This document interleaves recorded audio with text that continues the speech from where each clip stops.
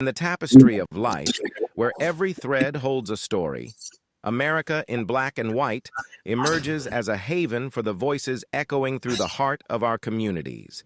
In this podcast, we wade through the rivers of our collective experiences, celebrating the vibrant hues of change brought forth by the whispers of hope and the roars of action. It's more than just a conversation.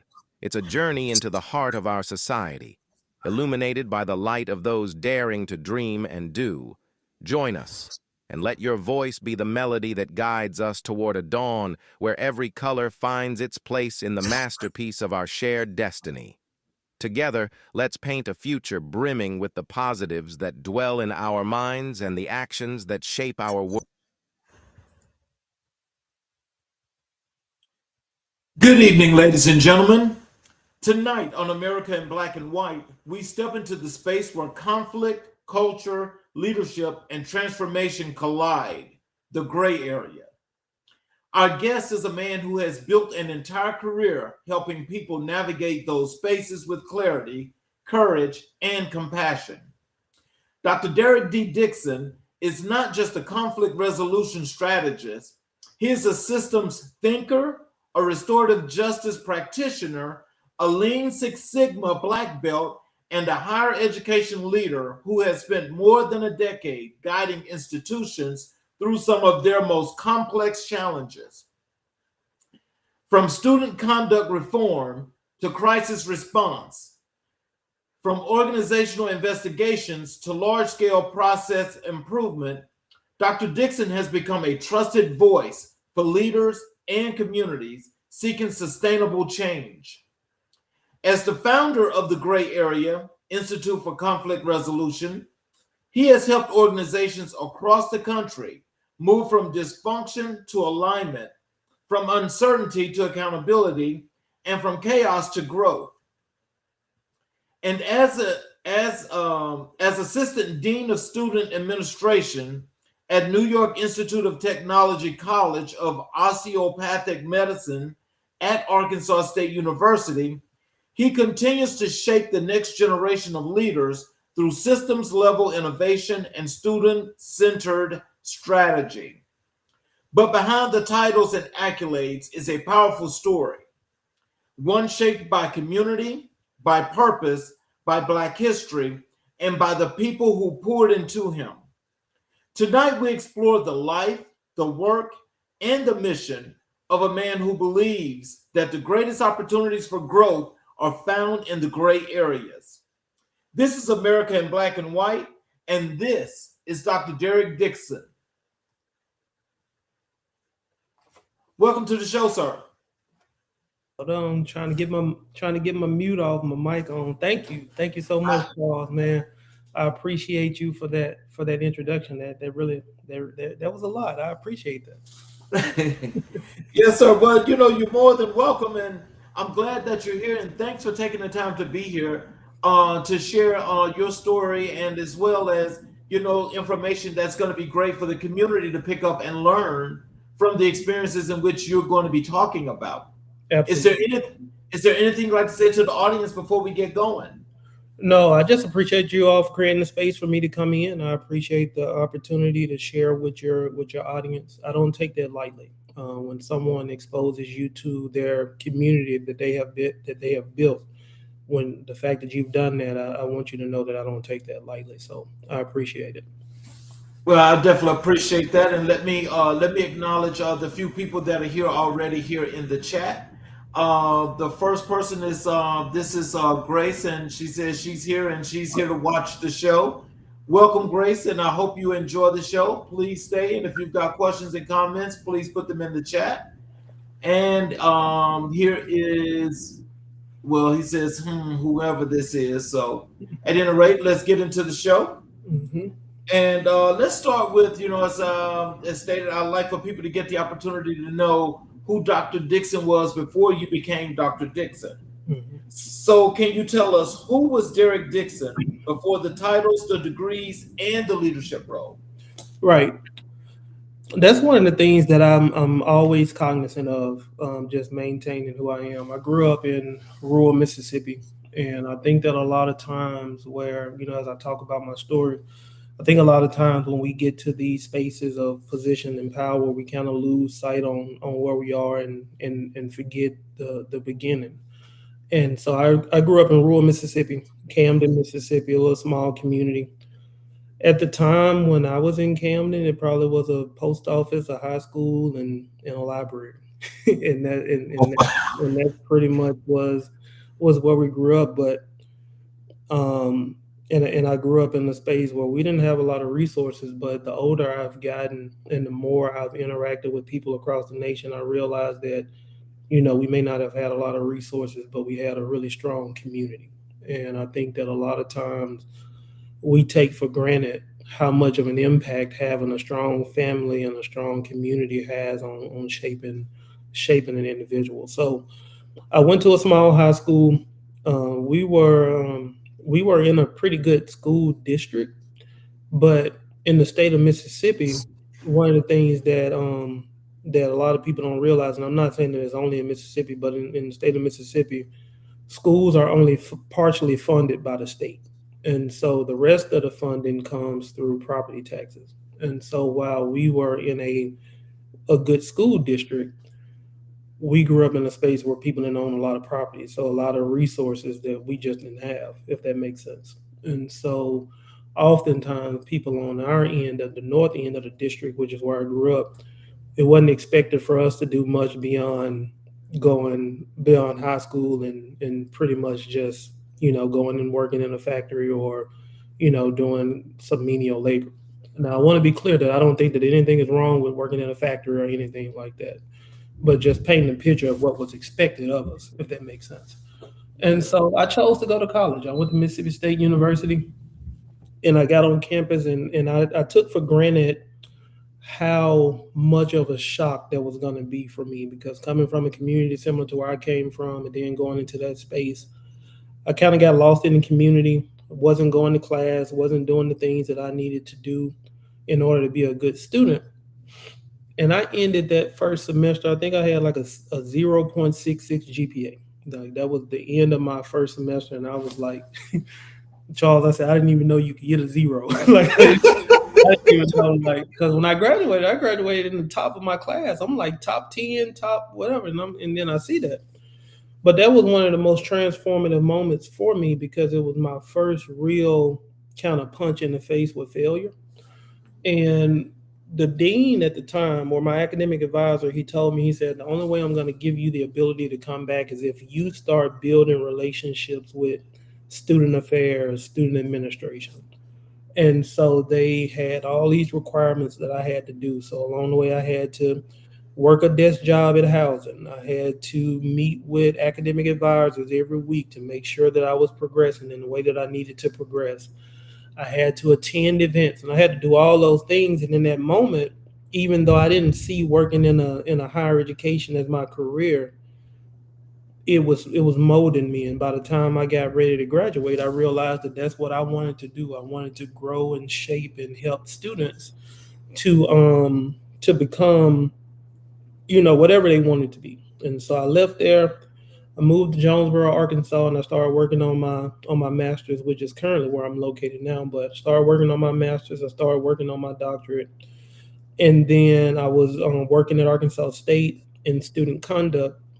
And right around the time when I was kind of in the middle of my doctoral coursework, I got a call from a colleague that said that the University of Mississippi was preparing to build a new office on their campus, the Office of Student Conduct, but they wanted it to be rooted in conflict resolution and restorative justice. And so that kind of was my introduction to the philosophy, and I got invited to be one of the staff members that created that. And it was really exciting because it's not often that you can have the ability to say that you created a department on a flagship institution.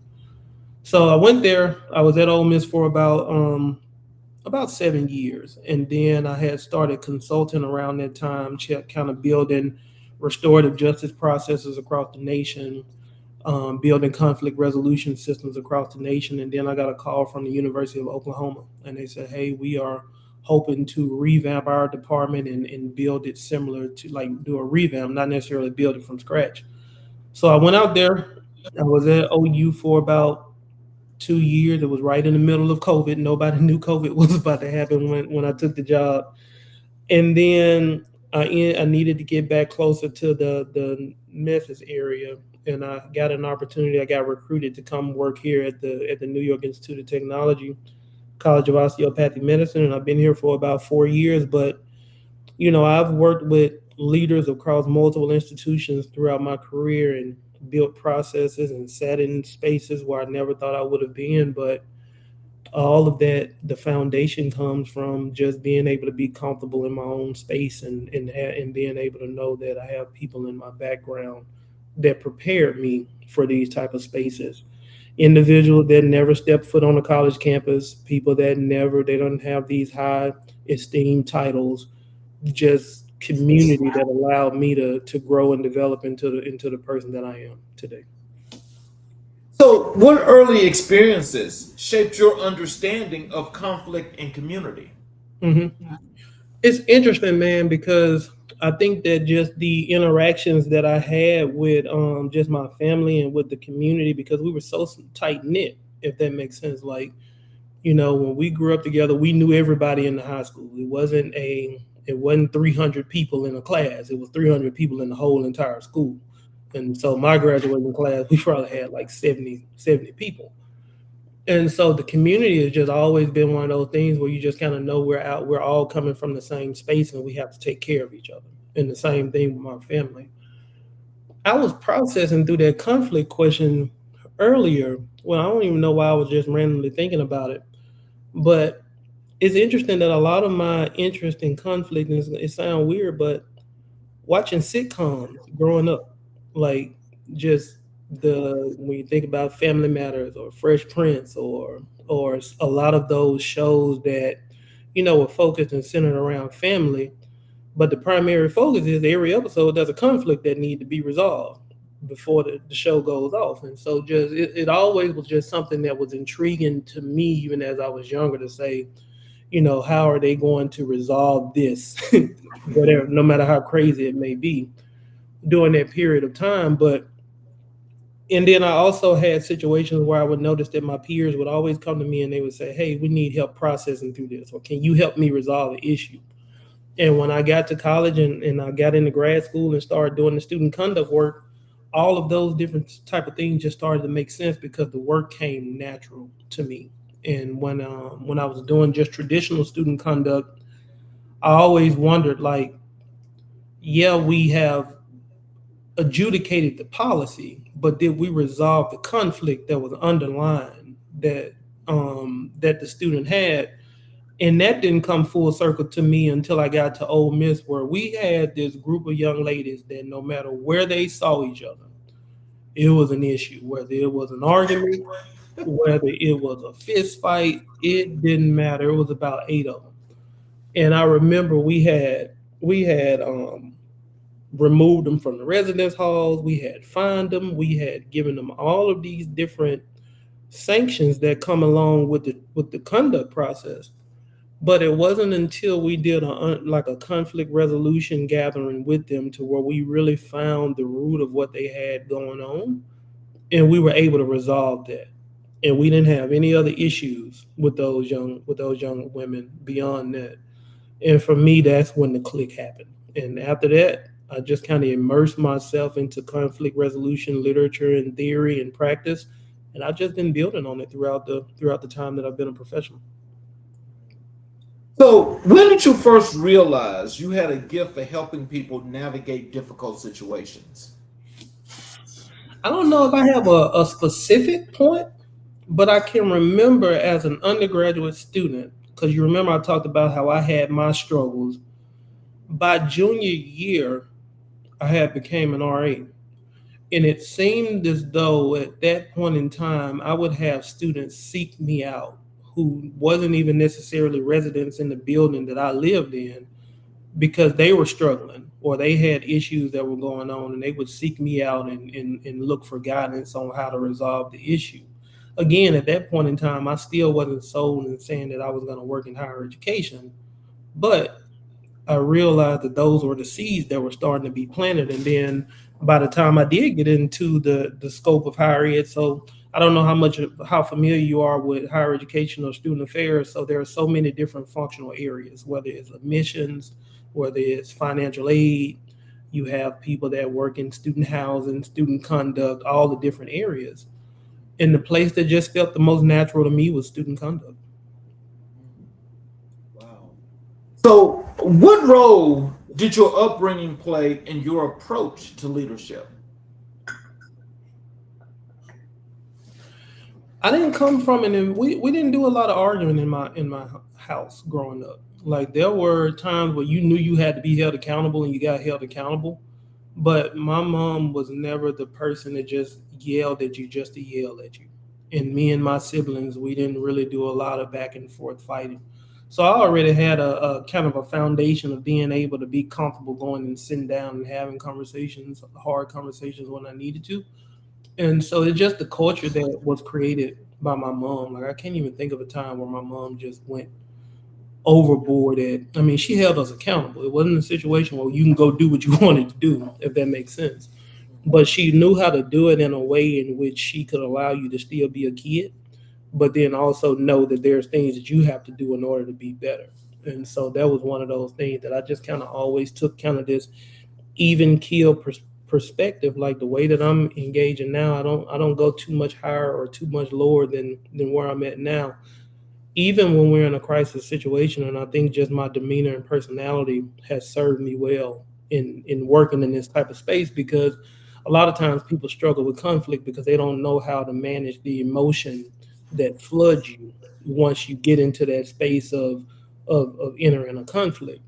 And if you don't know how to um, keep yourself into your rational space and away from the emotional space, then you're gonna struggle managing conflict. But I've learned how to keep myself in that space. So as you mentioned that, can you tell us what are some of the things that you learned? Well, there's two things. It's a two-pronged question. Hmm. What did you learn? How did you learn to actually work with the conflict resolution? And why is it that conflict resolution is the thing that you always felt like it was a solvable thing that you wanted to do? I don't know. I think it just happened. I think it was just me being in a space where, when I worked as an RA, one of the things that they teach you when you're an RA is how to manage crisis. Because you got to go in and be able to de-escalate and resolve issues, even as a student.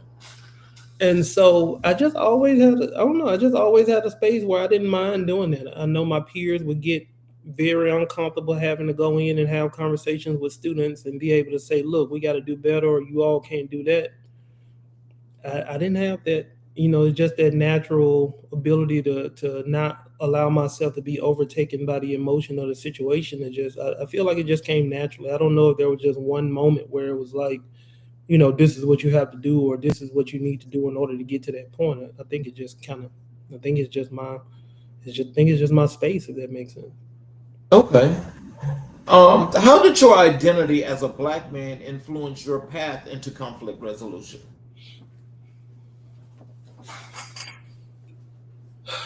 I don't know if I've ever thought about it like that in terms of entering conflict resolution.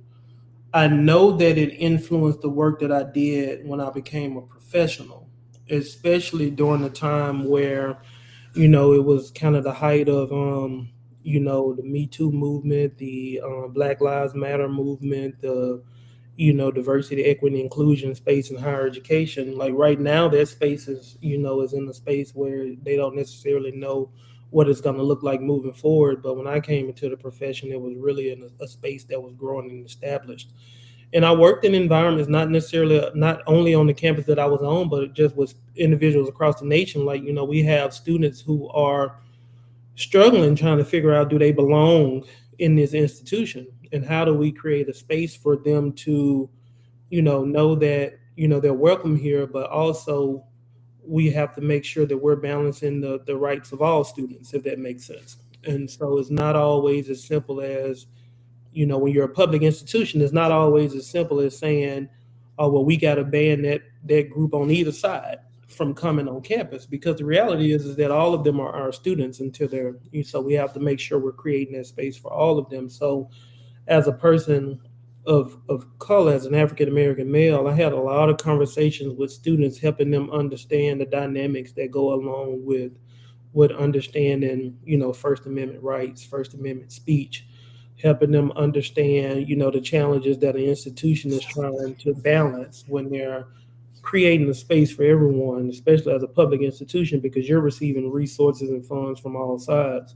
And so being able to have the identity that I have and also being well versed allowed me to support students of color in their process and helping them understand what's realistic and what's not realistic. I'm very intentional about not going into a space and rallying people up on stuff that's just not a realistic reality, if that makes sense. Yes, sir. So, what challenges did you face early in your career that prepared you for the work you do now? Man, one of the biggest challenges I had growing as a young professional is that, and I when I mentor young professionals now, I kind of talk to them about it, is understanding is understanding how do you go into a space and maintain being authentic, number one, but then number two, how do you channel all of the skills that you have? Because when I walk through the door, it's like I got all these ideas. I got, all of the things that I feel like I can do to change the world, if that makes sense. Yeah. But the reality is that the professional world humbles you pretty quickly and let you know that, just because you think it's a good idea don't always mean that it's gonna be a good idea. And a lot of times I struggled with that because I felt like people weren't listening to me because they had a vendetta against me, as opposed to whether or not the idea that I had was a good idea. And so a lot of times I would alienate myself from individuals because they may not have liked the decision. They didn't like a project that I was working on, or they didn't give me an opportunity, or they didn't promote me, or they didn't do any of that. And I had to learn that, in our careers, we're so caught up on trying to get to the top so fast that a lot of times we miss the journey, if that makes sense. And yes, sir.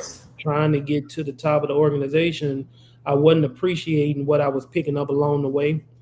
And I feel like by the time I got to Oklahoma, I was able to slow down and just really appreciate the journey, as opposed to being so caught up on trying to be a vice president before I turned 30 or 31 years old. And then if you get to that moment, where do you go from there? You become president, and then those aren't jobs that you can hold for a long period of time because they're so high stress. And so appreciate the journey. And so that's what I talk to a lot of young professionals now. Like, you don't have to have your doctorate completed before you turn 25. You don't have to be at the top of the organization by the time you turn 30. Because when you rush through the journey, you're gonna miss so many things that you need for once you finally get to that spot. So, what is one moment from your childhood that still guides your decisions today? Oh wow, man, I wasn't. That's a good question.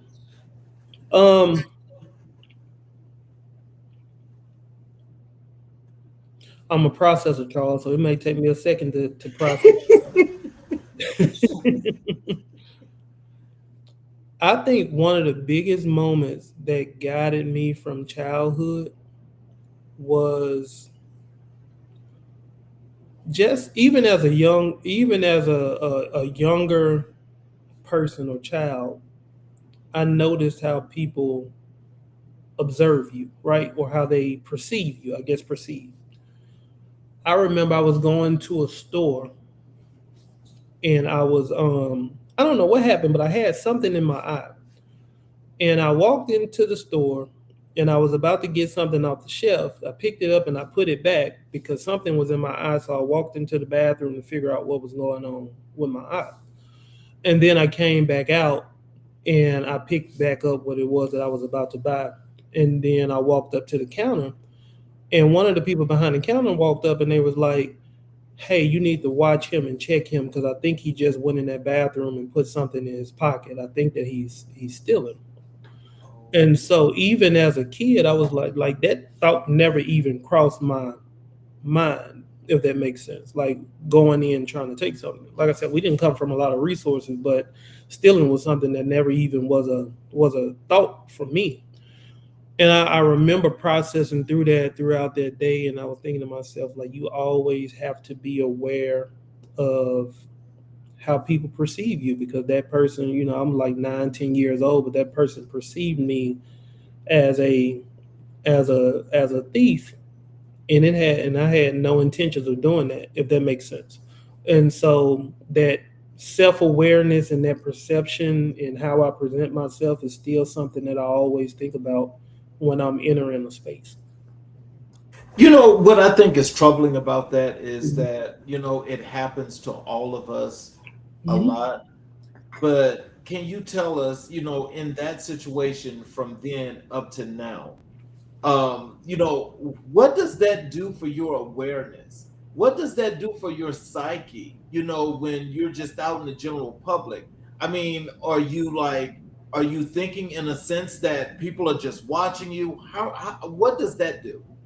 I don't think it's always in the forefront, but I think it's one of those subconscious messages, if that makes sense.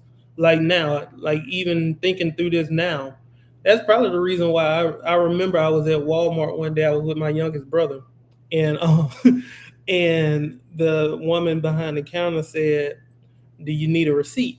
And he said no, and I said, "No, you always need a receipt because that's the way that you get out the door, if that makes sense."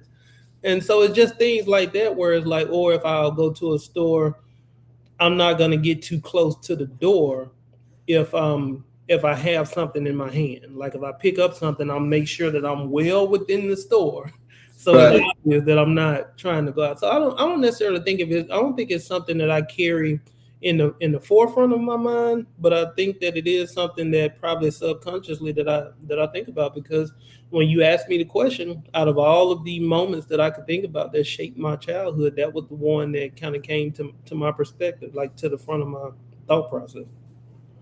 Well, there's a comment here from Dr. Carswell. I'll put it on the screen. He says, Amen. Hashtag emotional intelligence. Hashtag self identity. Hashtag confidence. Absolutely, absolutely. But because, I'll tell you this as I move on. But, whenever I go anywhere, my awareness is to do one thing. It matters not the situation. When I pay for what I pay for, I always get my receipt because my receipt is my timestamp. And so it takes me everywhere I go that, I have them in my car. Don't stop me and ask me nothing stupid because if you do, then now I'm gonna have to take you to the next level because I need you to tell me what is going on here. So I have Right, the whole timeline. right, right, absolutely. And as a black man, when you walk out that door, you better have a receipt. Yeah. Yes, sir. Who were the people who believed in you before you believed in yourself? Man, I was having this conversation with one of my high school coaches today. He was telling me that when I played basketball for him, he said he thought I was going to go into coaching, but he knew it was going to be something that involved leading people because by nature, I'm just now getting comfortable in this space where I'm at now, where I spent a very large portion of my life just trying to blend into the background, if that makes sense. Not necessarily not trying to get things done or not trying to be successful or anything like that, but I just wanted to blend in, do what I needed to do, and just kind of, what the old saying, you go, you do your job, and then you pack up your lunch pail and go home. And so that's kind of always the approach that I took. But I realized that it don't matter where I've been, whether it was a student, whether it was when I was working in as a professional, working at like fast food jobs, I always got tapped to be the person that lead whatever situation that we had going on. And so my coach, I was talking to him about it, and he said, that's just because when you walk into a space, people can see it, and you may not even realize it, but they see the presence and that you have the skills and the demeanor to lead them through spaces that they don't necessarily know that they can make it through. And so he was one of the first people that that gave me that feedback, or he was one of the most recent people. But when I was working when I started my first job, one of my mentors, Dr. Lionel Maiden, I don't know what meeting we were in, but apparently I was at the table and I was talking, and I guess I was talking too much. And he pulled me to the side after the meeting and he said, "I'm gonna tell you something, Doc." He said, "You didn't do anything wrong in this meeting, but I can tell you was trying to overcompensate." And he said, "A mentor once told me when a lion walks into a room, he don't have to roar for people to know that he's a lion." And he was telling me that, you can hold that space and you don't have to feel like you can overcompensate it, because people already know you have what's needed to have in order for you to be successful. There's a couple of comments here that I'm need to just put real quick from Dr. Carswell again.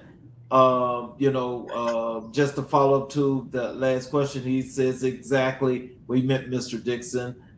He says absolutely, but it's crazy. We have to prove ourselves.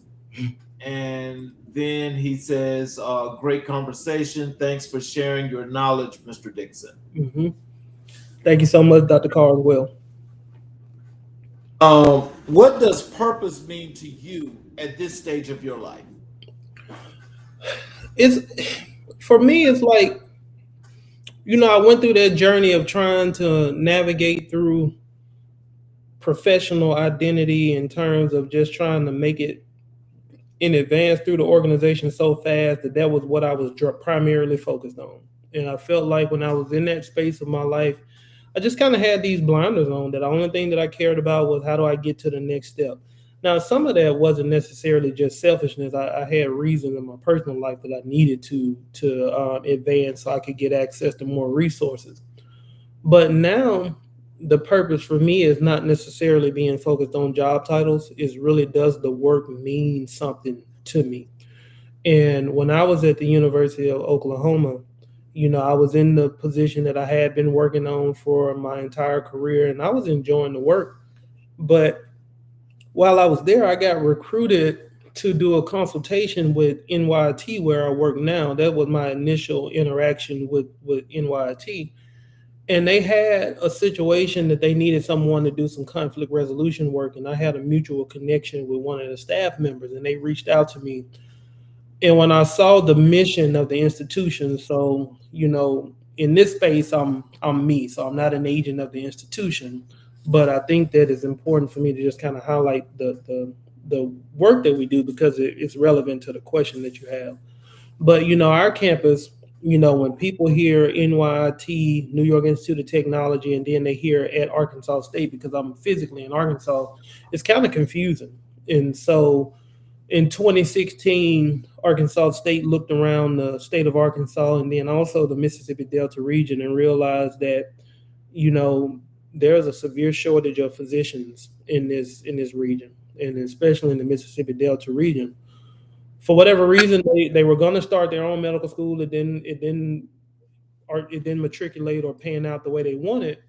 And so they saw that they could partner with a medical school. And so that's how the partnership started. So it's a partnership.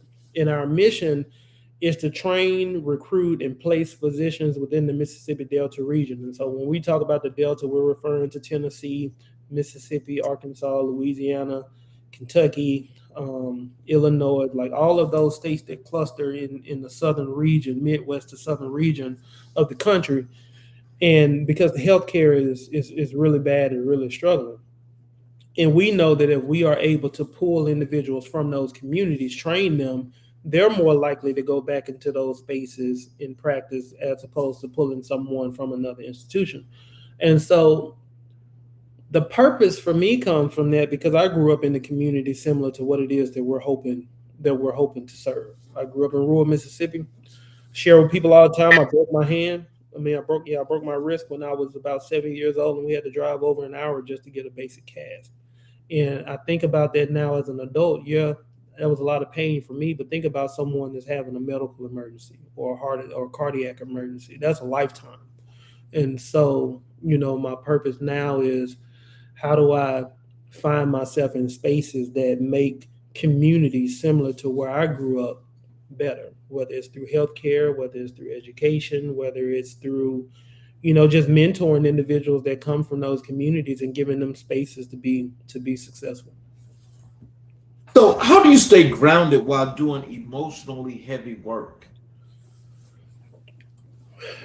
I try to put myself in a space where, one of my mentors taught me when I was younger, like you have to figure out what your outlets are in terms of what do you need to do to not internalize the work that you're doing.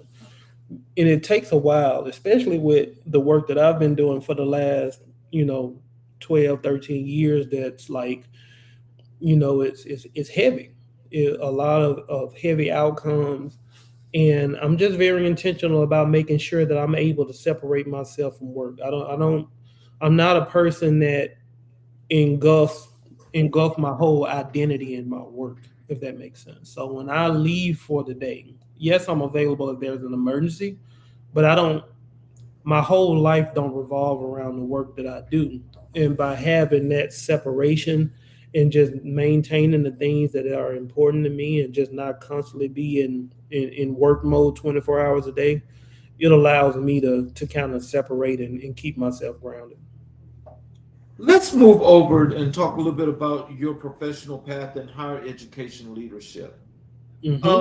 What drew you to higher education as a career field? It was that journey that I was making when I was an undergrad student, trying to get my own personal self back on track. Like, I didn't even know that working in higher education. I mean, I guess logically, somebody they're doing the job, but I didn't. Sometimes, when you're growing up and somebody say, "What do you want to be as a professional?" You'll name the jobs like a doctor or a lawyer or a police officer. Like, I never heard anybody say higher education professional, if that makes sense. But it was the journey that I went on of those with those professionals that shaped me and helped me get back on track after I had my hardship, and that's what really drew the interest in me.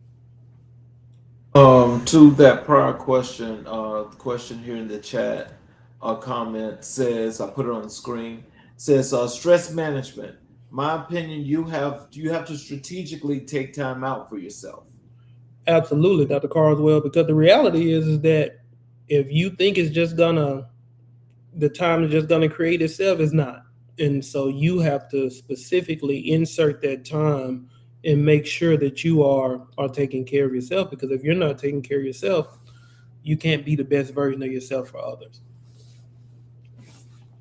So, how did your early roles prepare you for becoming assistant dean? With the student conduct work, I don't think a lot of people realize, like, so many people stray away from that area in higher education because it's a hard area. It's one of those areas where you have to hold people accountable and you have to be able to have those hard conversations. And because they stray away from it for more like the fun spaces where it's like, student life, fraternity and sorority life, things of that nature, where those spaces are fun and they're going to give you skills as well. But the hard conversations that I would have developing students now turn into the hard conversation that I have developing my staff, if that makes sense. Or being like, if there's something that we have to understand about policies and procedures as an institution, I learned how to navigate and develop policy through student conduct. Or if there's a situation where we have to end a partnership with someone, I kind of equate that to, you know, suspension or expulsion of a student, like being able to have those separation conversations. And so when you get to an executive leadership position in higher ed or in just traditional, like whatever field that you may think about, you are the person that's making decisions. You're the person that's having hard conversations. You're the one that's having to come to the table and make decisions that others may not be comfortable doing. And all of those are foundational skills that you pick up when you work within a student conduct functional area. So when you're talking about this particular area, are you talking more so about accountability and Mm-hmm. ethics and Yep. moral values and things of that nature? Yep, absolutely. And so in that case, and with the policy that's being set, how do you actually implement that policy to where, you got young kids? So how do you get them to understand that? Because it's one of those spaces where when you are having genuine conversations with people, and when someone knows that Dr. Dixon is holding me accountable, but he's also building in additional layers to make sure that I'm not in this situation again, people they respond to that. They realize that I'm not just looking at them as, oh, you violated the policy, let me hit you with a hammer and then send you on about your way. It's really that developmental space of, let's process through, how did you end up in that situation, or what can, like, let's say I had a student when I was working with an institution who he kept breaking into the apartments in one of the apartments on campus. And when I sat down with him and I held him accountable for damaging property, breaking into an apartment, that's policy and procedure, that's student conduct. But I also went a step further and said, talk to me about what's going on. Why do you feel the need to do this? And in that moment, I realized that the student was homeless. And so in the process of learning that the student was homeless, I went a step further to figure out, how do we resolve that issue for the student? Because if we don't resolve that issue, then that student is going to still be in that same situation in the future.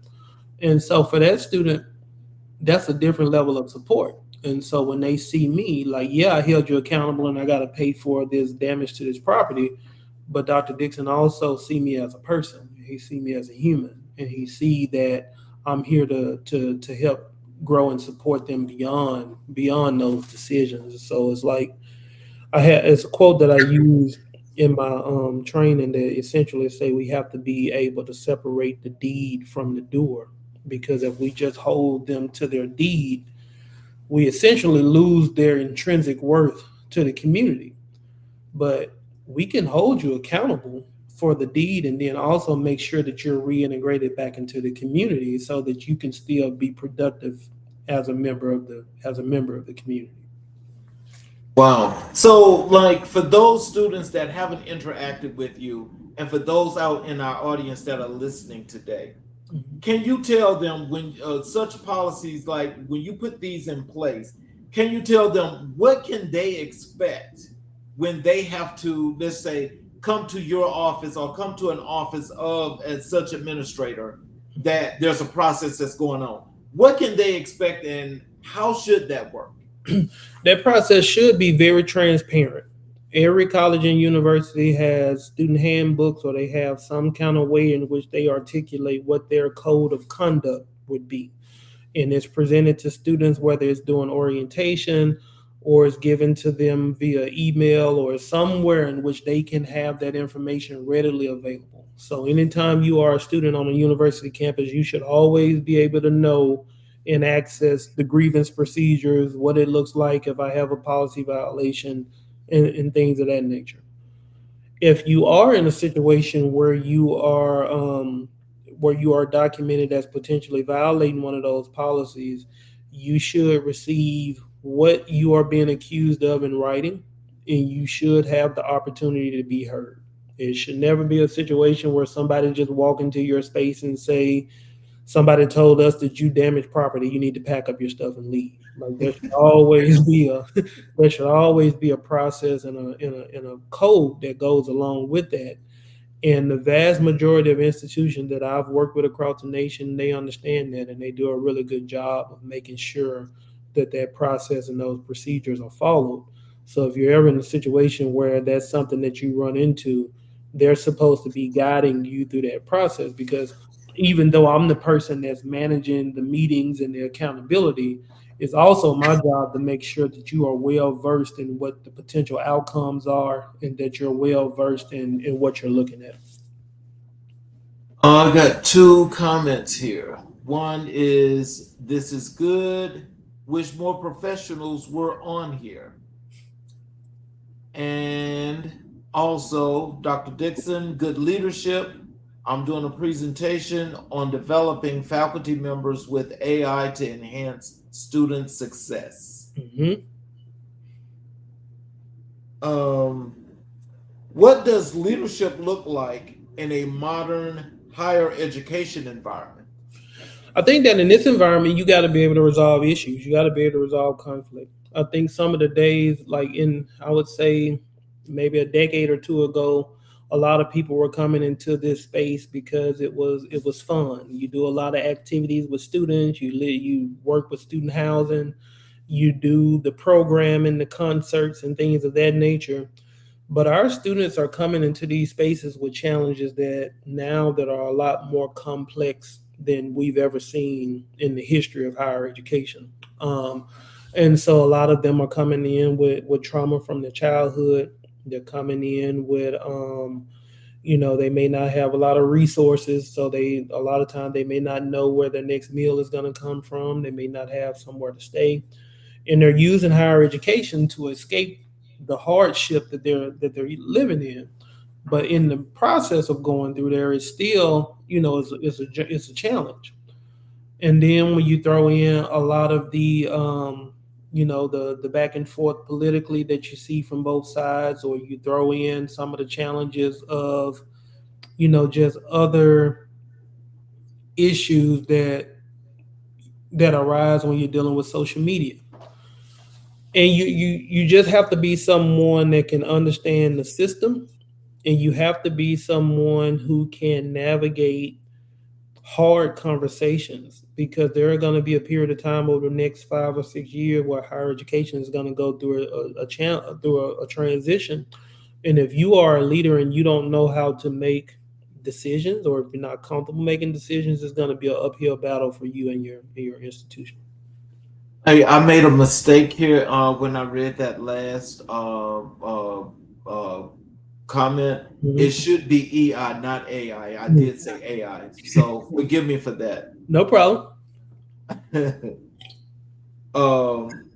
What are the biggest challenges facing colleges and universities today? I think the biggest challenge that we're seeing at the 4-year level is the pushback that we're seeing from families and from the job market, of saying individuals aren't prepared for the workforce.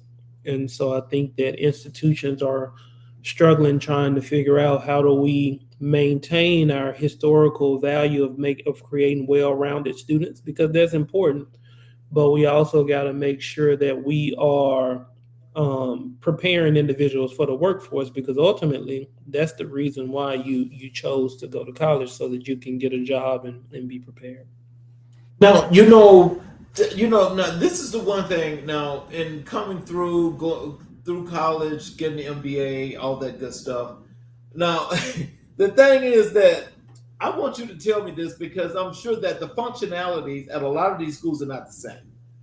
When you say you want the students to be prepared for the workforce going out, what exactly does that mean, and what does that look like? It looks different from different perspectives. I think that a lot of individuals, and even myself, when I went to college, I thought I was going to what I would consider now is like a job training or a skill training, if that makes sense. I'm coming to you, you're going to teach me a skill, and then I'm going to go out and be able to use that skill.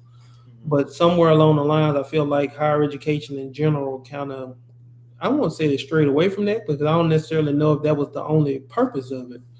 But a lot of times you'll have those degrees that'll give you a lot of foundation or knowledge about an area, or it'll have a lot of overview of what the field includes, but it don't necessarily give you a tangible skill when you walk out the door. And so you have a lot of job or industries that are saying, listen, these people, when they walk out the door, they don't necessarily have a skill, or they don't have the training. And now institutions are looking around, like trying to figure out, how do we make sure that we are having individuals that are prepared to enter the workforce and be able to go out and have the skills that they need in order for them to be successful. Now you know this much better than I do, and so like in getting entrenched in this is, let me just tell you what I was thinking and kind of like what I see, and you tell me, and you maybe you can shape this for me. Okay. Is that I know that when you're going into colleges and universities, you go in there, and the transition from high school to that next level is to teach you the concepts and the fundamentals of what it is for a profession. Yes. So when you go out, you have to be able to use those concepts. So what you're learning is totally different than high school. So now you're on the grown person level. Mm-hmm. So now when you're trying to go out and you're supposed to have particular skills, okay, you're supposed to have particular concepts that are in place to enhance what you have gotten, while you were there. And now that when we look at what's happening in the workforce, it seems like the workforce is not being enriched enough with these college degrees. So can you tell me, does that mean that, like some schools, and when I say some schools, I want you to, let me separate this first. No shade intended. Like not everybody wants to go to Harvard where you're going to graduate. You're going to get a degree regardless of the case. Nobody fails.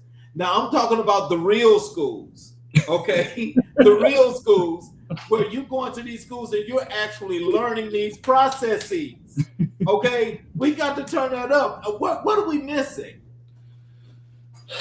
I think that one of the things that we're missing is that we need to have a clear definition of what we consider college and what we consider like a trade school. I think that we have that, but I don't think that individuals on the outside really understand what that means, if that makes sense. And so there are a lot of degrees in higher education that are designed only to help you further your education into a graduate level, if that makes sense. And so it's not designed for you to have a skill when you leave there like a trade, if that makes sense. But like when I'm advising students on college, and it may not be what everybody's approach is, but I always encourage students that if it doesn't look like a trade, I probably would not major in it, if that makes sense. So when I say that, I think about going into trade school in general, whether it's being an electrician or a plumber or whatever those skills are. But then at the 4-year level, the way that I internalize it looking like a trade, I'm thinking about medicine. Like you can take that and go build a practice, or an attorney. You can take that and build a practice, an accountant. You can, or an engineer.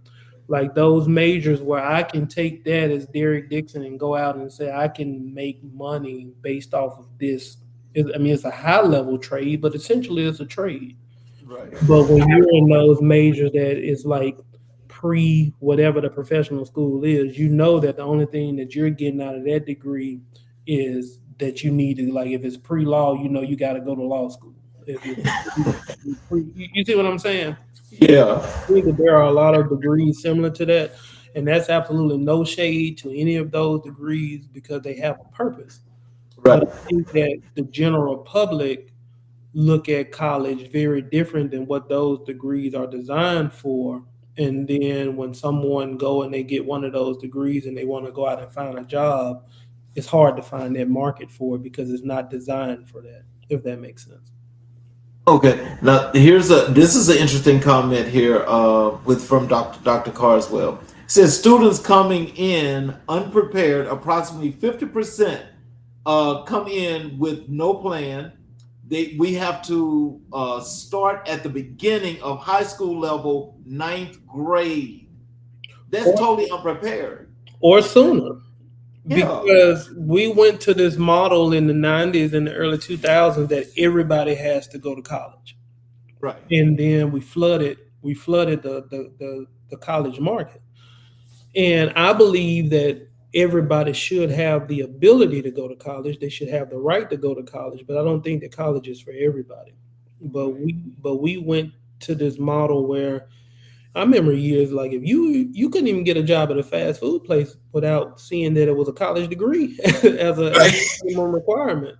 And so we've kind of flooded the college scene with this, and with that approach, we didn't pay attention to those students in high school who knew that they didn't necessarily want to go to college, but we shamed them in a lot of ways of saying, if you don't go to college, you're less than. I went to high school with two guys. I know one of them was in my class and one of them was the year after me. The time that I met those two guys, they knew without a shadow of a doubt that they were going to be truck drivers. They were going to be in the transportation industry because that's what their family had done. Like, they didn't go fill out no college applications. They didn't go on college visits. They didn't do any of that. Like, some students, when the school would come on campus to college, you would just go just to get out of class because you ain't want to be. No, they didn't even do that. They knew, I want to go into transportation. And in the day that we walked across the stage, that next Monday, they were signing up to go to school to get into the transportation industry. And they've been doing that for since 20 plus years. And I can remember how, individuals would tell them, well, you should consider college. You need to try to go get a college degree, but they knew what it was that they wanted to do, and it didn't involve going 4 years to get a college degree. They went and they learned a trade, and now they not only are they driving, but they own their own trucks. And so they are functioning exceptionally well. I say all that to say that we went through that period of time where everybody was told that you absolutely have to go to college and that's the only way. And now we're flooded with college graduates, and there's not a lot of jobs for them to navigate. Put this comment here on the screen. Love trade schools. Many students are made for college, and they're not made for college. Mm-hmm. Yeah. And that's perfectly fine. Because, I do understand that part, but, just what I'm thinking about, as I was saying earlier, just about the conceptual part of that, mm-hmm. is that, when you're going and you're paying $30,000 a year mm-hmm. for education. Now, one, if you got into that school, then that means that they vetted everything in order to let you in. If you get into that school and all of a sudden now you're like this far behind, but they let you in, mm-hmm. is there like this 50-50 thing where we need to meet in the middle so we can bring you up and get you to where you need to be, but it may take you an additional 2-3 years to get there? Or is it like we just get you here and then we get you up and we push you out? Not always. Sometimes there's a lot of when college was extended to the masses and they started recruiting a lot of people, they realized that they had to start creating these kind of developmental courses. So there's times where a student may come into college that wasn't prepared, and their whole first year is all developmental courses. And so, You see what I'm saying? And so it's not like we're just throwing you to the wolves, but the challenge with that is that if you come from a space where you don't have a lot of money and resources, now I've used the whole year of my college time where I'm just paying for developmental courses, and I haven't even gotten into the core or the foundation of my degree. I think that the challenge now is more, I think socially the generation of students are struggling. I think that, academically, the college has the vehicle to kind of get you up to speed, even if it takes you another year. Right. Socially, I think that's what the struggle is at right now, because we're dealing with a generation of students that are in college now that their whole K-12 experience was, off the either during or off the back of the No Child Left Behind legislation. And I think that, I try not to get on either side of politics. I try to stay away from that because everybody has their own perception and opinion. Right. But the reason why I bring that up is that, when that legislation came forward, it required a lot of schools to take out a lot of those soft skills development from the curriculum, because they had to focus on the testing and standardized testing. And so now we have students that are in college or in medical school, or they're transitioning into adulthood, that they didn't get those skills like you had when you came through school, or like I received. And now you multiply that by adding social media, and people don't know how to have conversations. I remember I was working on a case with two roommates, and they were arguing with each other via text message. They were in the same room, and Oh they were my standing there kissing each other. You see what I'm saying? Like the ability to have hard conversations, or the ability to be able to go and do some of those things that we just see as an adult. A lot of students, they're not coming to those spaces with those skills, and it don't matter what you know. And I tell my students all the time, I don't care how competent you are in your knowledge. If I'm a patient and I can't sit with you and have a conversation, you're not going to get to use that knowledge. And so I'm very intentional about making sure that they understand that you have to have those skills to be able to be successful as a professional. And that's across all majors. I will say this as I move on. I think, professionals like yourself, Dr. Carswell, and the Mhm. other educators that have been here on the show before, my hat goes off to you guys because, I mean, seriously, because, you guys are doing the work and you're making a difference, but the struggle is much deeper than where you guys, Mhm. can actually get to, but you're trying to make all of these things work. And I have to applaud you guys because this kind of work, especially now, it Mhm. matters more than we can ever imagine. Absolutely. Especially with like Dr. Carswell coming.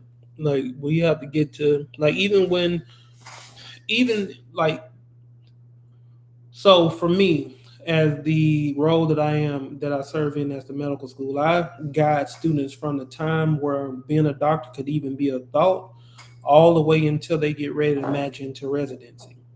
And when I go out into a lot of those communities that we want to recruit from, being a doctor is so far fetched from a reality that they think that they can obtain, that I can tell that when I'm having those conversations with them, they just kind of glaze their eyes just kind of glaze over because they don't even think that that's something that's obtainable for them.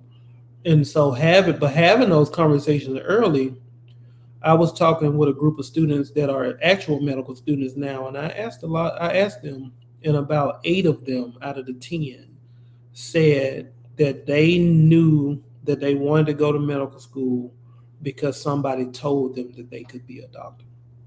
And then I think about how many times, growing up, I've never heard someone tell me that, Derrick, you can go to medical school. Or I think about any of my other peers. Like we have people that eventually became medical doctors, but it wasn't something where someone just kind of sat down and said that this could be your reality, if that makes sense. So, how do you balance student advocacy with institutional responsibility? It's a fine line because I think that you have to make sure that you're advocating for the students, because once you lose the students, it's a wrap. Like if you lose their support or their voice as the dean of students, they don't have any confidence in you in the work that you do. But you also have to make sure that you are balancing the fact that you also have a responsibility for the institution that you're serving. And so for me, it's I have a level of vulnerability in being genuine that I try to stick to. And when I'm sitting and I'm talking with leadership, I'm giving them the information as genuine and as detailed as I possibly can, because when I do that, they know that I'm not trying to get them to make a decision based on an agenda, if that makes sense.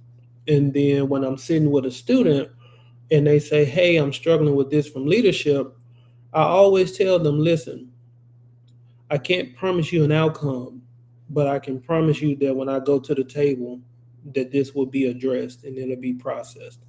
And I think that, for so many students, it's another quote that I use in the training that I do where it says that, being heard is so close to being loved that for the average person is almost indistinguishable.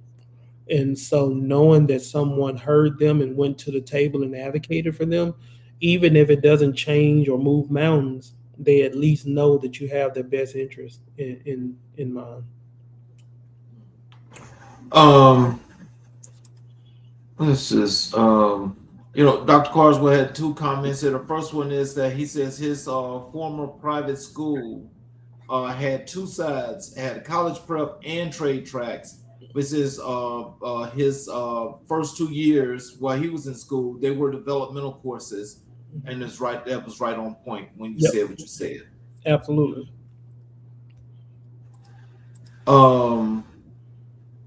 So let's transition over to the gray area, because I think the gray area, this is where I think a lot of people really need to understand the work that you actually put in order to make this a real thing. Mm-hmm. And so this, I know, probably took you like maybe 10 years to get this going. Oh yeah. And it's still in development. So tell us, what inspired you to create the gray area? The gray area is really just it's really just another way of saying conflict. Because I think about the show that like even American Black and White, right? Ideally, that's how you want things to function. You want it to be black and white, right? You want to be able to know that before I make this decision, I need this to be clear, and I need for it to be, in a way in which I can make an informed decision. However, and the reality is that a lot of times the spaces that we manage, whether it's in our personal life, whether it's in work, whether it's in whatever that may be, is very gray. And so it blends. So while we want it to be black and white, sometimes it kind of blends and become gray. And so what I'm worked through is to figure out how do we get into that gray area and make it black and white. So if you have a process within your organization that isn't working, I can sit down and help you manipulate that process and clean it up so that it doesn't have that grayness. It's the black and white that it needs to be. If you are navigating a personal conflict within your work culture, or if you are navigating that with peers, I sit with you and help you figure out how do we get you out of that gray area. And so really the gray area is just mostly, it's just another way for me to say conflict, because conflict is very gray. And that's what makes it uncomfortable for people, because they want it to just be this black and white. If I do this, this is the outcome. And a lot of people don't like working in that gray area, because it requires you to be able to make a decision in a space where you don't necessarily know what the outcome is going to be.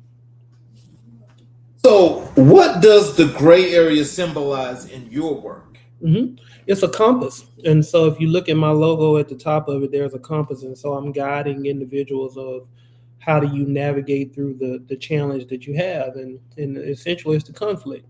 And I think that we have a very narrow definition when we think about conflict. So a lot of times we'll think it's just back and forth between two people, if that makes sense. When I say conflict, they think I'm just talking about an argument between two individuals. But the reality is that a conflict, it extends well beyond that. Yes, it could be an argument between you and someone else. But also, if I'm an institution and I have a policy that is in contradiction to my mission, that's also a conflict. Or if I am trying to figure out how to build a process or an organization and I don't know where to start, that's a conflict. If I'm in a situation where, I'm having a situation where I'm trying to figure out how to recenter and fix my own personal life and need coaching, that's a conflict. So anytime you're in that space where it's like, I don't necessarily know what we need to do, you're in the gray area, right? And so we're trying to figure out how do I resolve this. So conflict is not always just this, I got to arguing with my brother and now we're upset with each other. So how do organizations typically misunderstand conflict? A lot of times organizations misunderstand conflict because they are full of individuals who don't want to navigate conflict, if that makes sense. I think that the when you think about conflict in general, it's almost always regarded in a negative stance. Like that's if you say, "Give me your perception about conflict." 9 times out of 10, the feedback that you get from the group is going to come through a negative connotation, right?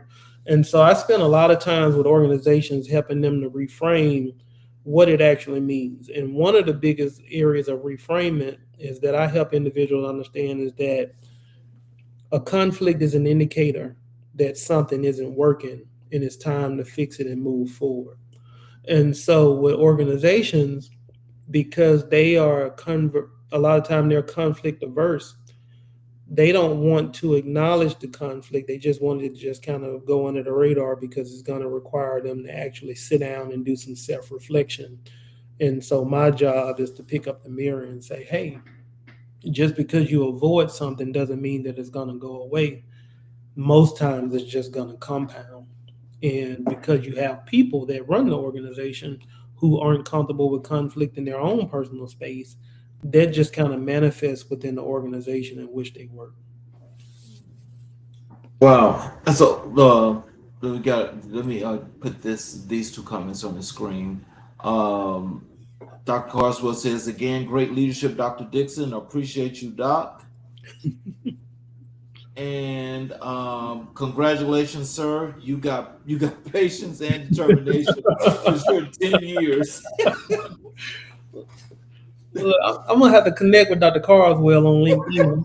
We gotta get connected. I appreciate that. I appreciate that feedback. But yeah, but that's really what I'm. That's just a fancy way for me to say I help people resolve conflict, whether it's individually or whether it's within an organization. And from the organization perspective, I utilize a lot of the practices and principles that go along with project management and Lean Six Sigma. Really, it's me utilizing a framework in which I can follow and work with you. So helping you identify the issue, bringing the stakeholders to the table, identifying where you are now and where you want to be, and then helping to lead you through the process of getting where you want to be. A lot of times when I'm working with an organization, I may not even have a background in what they are asking me to fix. But my job is focused on creating a system to allow them to put the expertise in to fix the issue. So you just mentioned something that that actually caught my ear, and when you mentioned Lean Six Sigma, and I introduced in your introduction, we know that you're a black belt. So how does that manufacturing tier? How does that go into your work, especially when it comes to the gray area, or do you use that at all? Oh, I use it often. I was at the University of Oklahoma, and they would send out these random emails across the college to the faculty and staff and students and say, hey, we have an opportunity. You can get a certification in this area. And so I read the email and I went to my supervisor because I was still new in the community. I said, do we have to pay for this? They were like, no, when it comes through that system, it's a free opportunity. And I knew about Lean Six Sigma through the fact that I knew people that worked in manufacturing and what it looked like. I was very vague on what it meant, but I'm always a learner. And so it was free. And so I went to they had like a foundational, I think it was like the white belt and the yellow belt, which is the foundational tier. And I was sitting there and I was listening to them talk about processes and procedures. And I was like, wait a minute. Because an average person that works in higher education may not have made this connection. But because of the positions that I had been put in, every job that I had up to that point it required me to build something from scratch or create processes and procedures or put something in place. And so when I was listening to the instructor talk, I was like, this is basically what you do in higher education. You're a project manager and you're trying to figure out how do you constantly improve and make things better. But we're just kind of randomly doing it and hoping for the best. And then next thing you know, we got to come back to the table and figure out, okay, what do we need to do instead? Because that didn't work. But when I was looking at the system that goes along with utilizing Lean Six Sigma, where you have a very intentional way in which you are implementing change or you're fixing systems, it just registered. It registered with me, and it was one of those things where it's like I do a lot of reading and exploration outside of higher education, and then I figure out how can I pull it into the space. And when I saw it, I said, so I may not need all of these components because we don't have the production or the, we don't have it at that level. Like we don't have thousands or millions of products that we're fixing. But the foundation of making sure something is as efficient as it possibly can be, picking apart like the root causes, identifying areas where the bottlenecks exist, and then really figuring out how do you create a process or an outline of what the process currently looks like. There are so many times that an organization will go in and try to fix a problem and they don't even realize that they don't even know what the current state looks like. Like they haven't even mapped out the current state. And so really making sure that's mapped out, finding the bottlenecks, and then taking them from that state to the state where they want to be.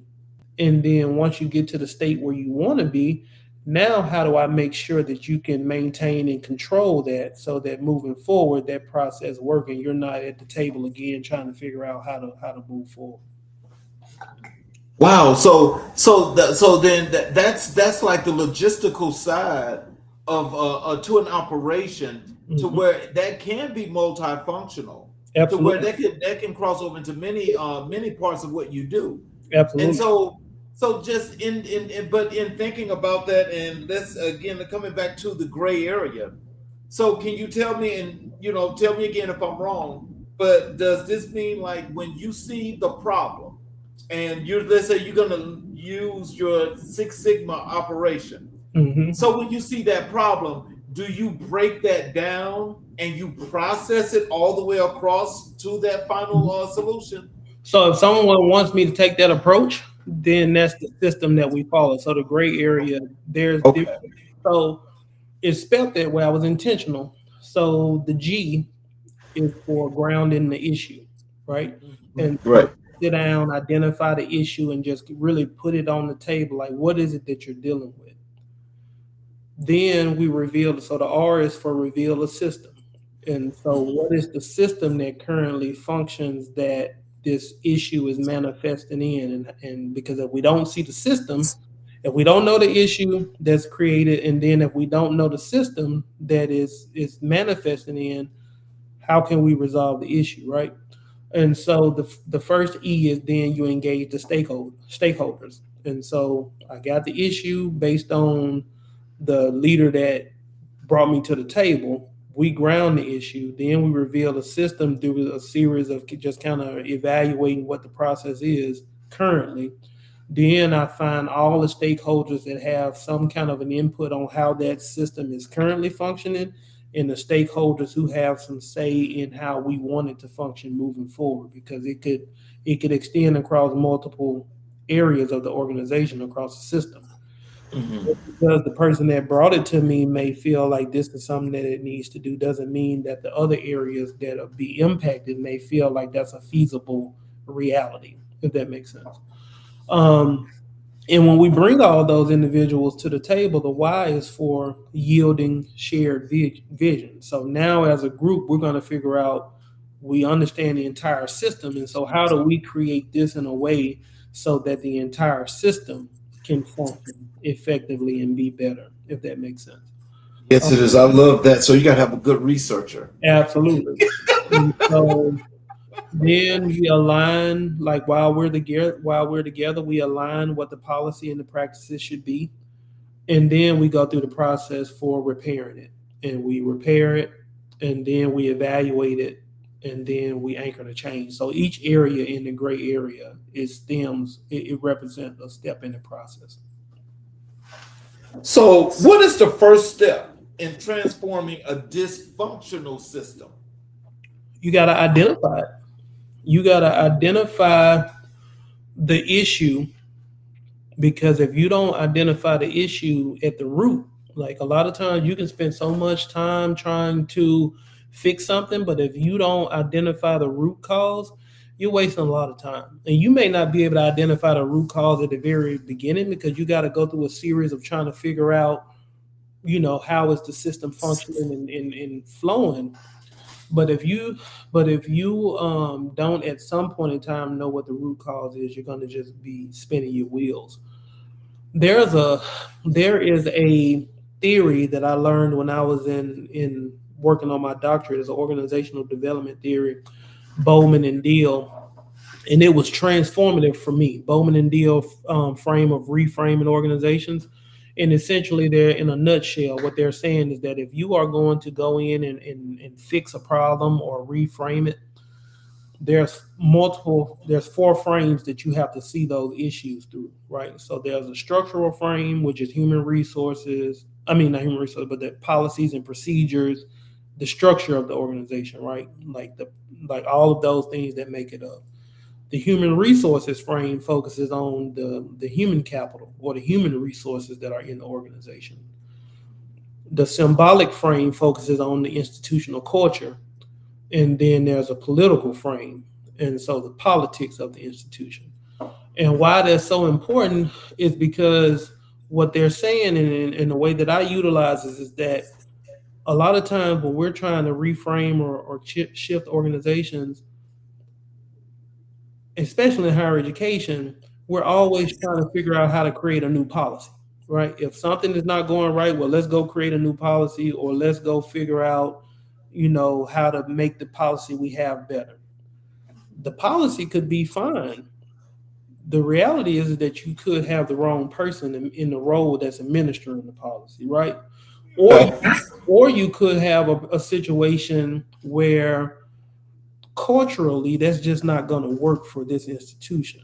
And so, but if you don't see it through those multiple frames, you spend so much time trying to create a new policy when it could be culture and politics, or it could be the person, or it could be a situation where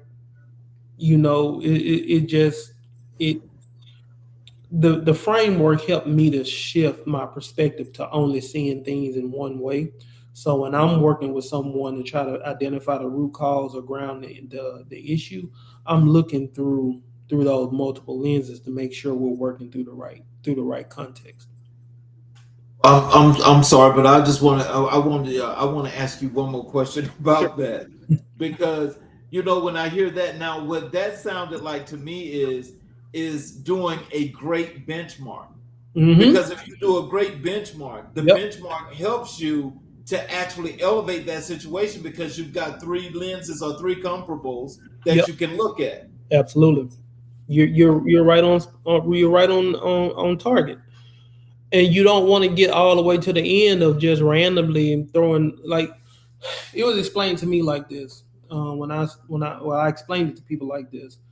The way I designed this system is that in traditional higher education, when you're trying to fix something, it's like someone turned the lights off and start throwing darts at a dartboard, and then when you turn the light on, you hope that you hit the mark. But what this is designed to do is to be able to, one, leave the light on, but take the dart and walk it up to the board and put it exactly where you want it to go, if that makes sense. And then if you put it exactly where you want it to go, you don't have to worry about, did I miss the mark or did I miss the bullseye? How do you help leaders navigate uncertainty?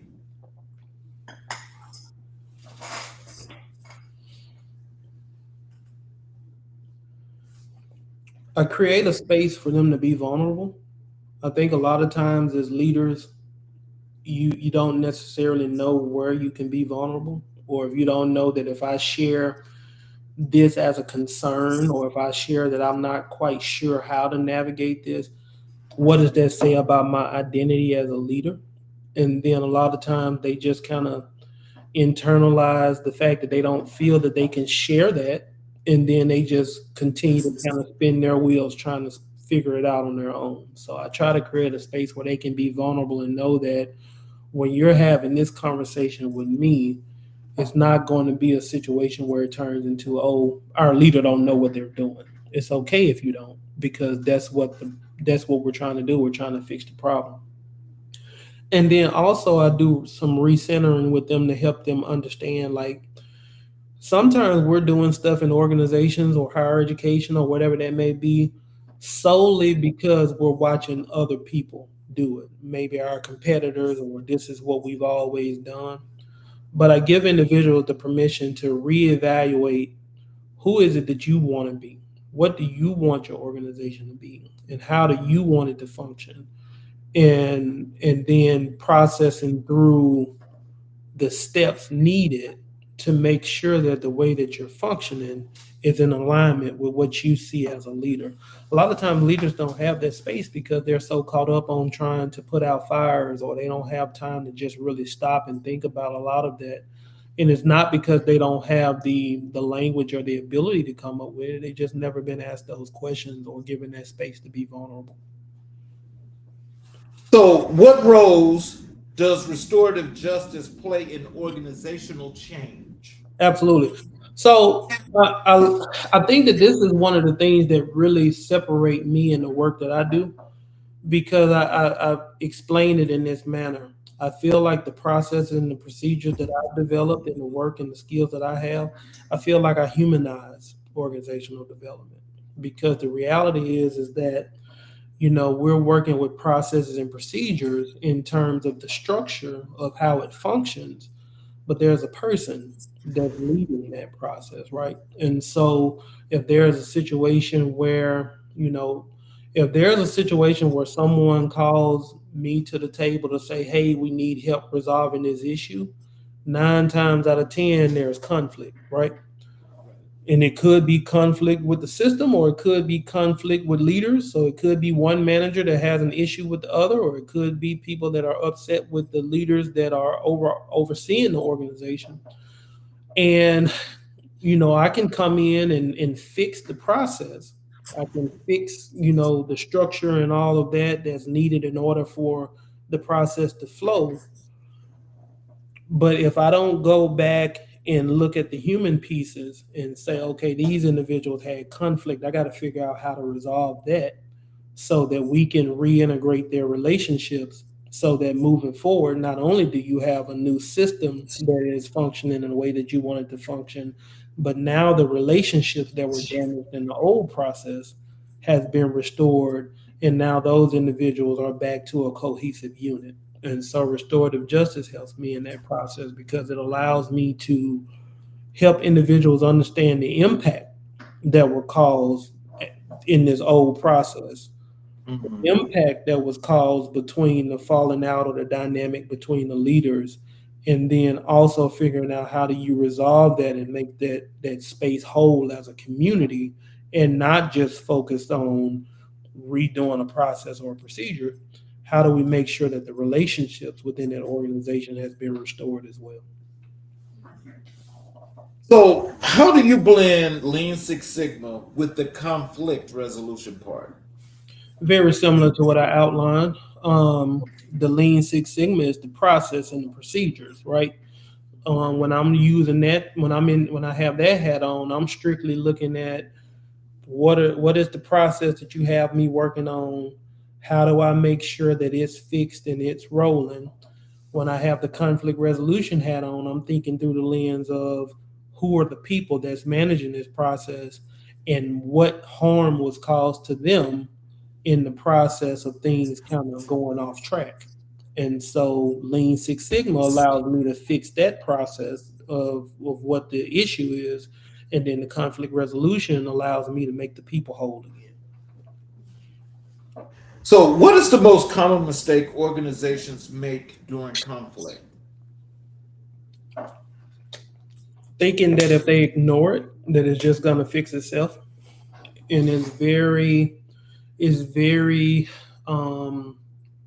not common that a situation is just going to automatically fix itself. Sometimes it may, sometimes it could just be a situation where, something just kind of had a glitch in the system and then it just kind of recenters.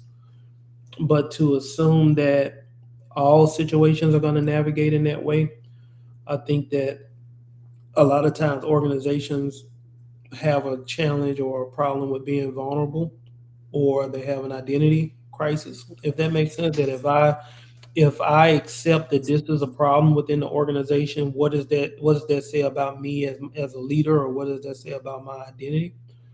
And I think that one of the things that has served me well in my career is that I'm okay with saying I don't know, or I'm not sure, or I thought I knew that was what we should have done, but turns out that it's not. And that's twofold. So a lot of times it takes a person not being, it's a lot of times people are not comfortable being able to say that.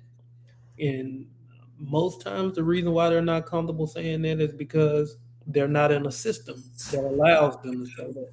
And I'm very intentional about the staff that I supervise, and making sure that they understand that we can fix whatever issue that arises, as long as it's not negligent, of course, or something that's putting us in harm's way. But if you make a decision that may not been the best decision, as long as you made it within the parameters of the black and white policy, even if your decision was gray and it didn't work out the way that you thought, you can come to me and we can process through that, because I need you to be comfortable making decisions.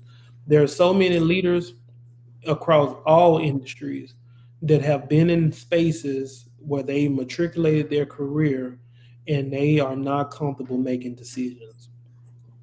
And it's baffling to me. Like, I've seen people at the chancellor level, I've seen people at the coordinator level, and everything that's in between. So many people are not comfortable making decisions. And so to acknowledge that they came up short, or acknowledge that they don't know what decision to make, I think that is the foundation of why so many organizations avoid conflict, because it shines a light on what needs to be better. But ignoring it is not going to fix the issue. So, how do you coach leaders who are afraid of accountability?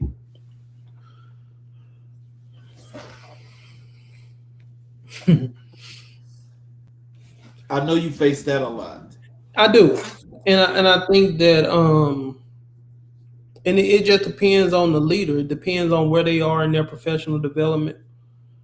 If you are in a space where you are just someone who don't want to accept that you came up short, that's a little bit harder to coach, because you got to be willing to know that even if you didn't have the intentions of having a negative impact, you still could have negatively impacted someone, if that makes sense. And so Yes. a lot of times it's like, well, I didn't intend to do that, so they just got to get over it.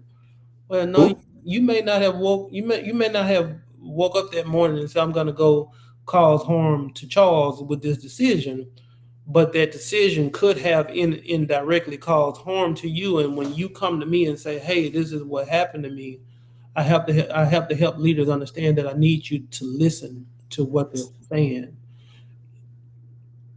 If you're someone who is more inclined to listen, that's a little bit easier support. It's just helping you understand how to, take that information, take that feedback, and not over internalize it. Because a lot of times it can be a situation where you take that feedback and it just beats you up so much that you're afraid to make decisions moving forward, or you're afraid to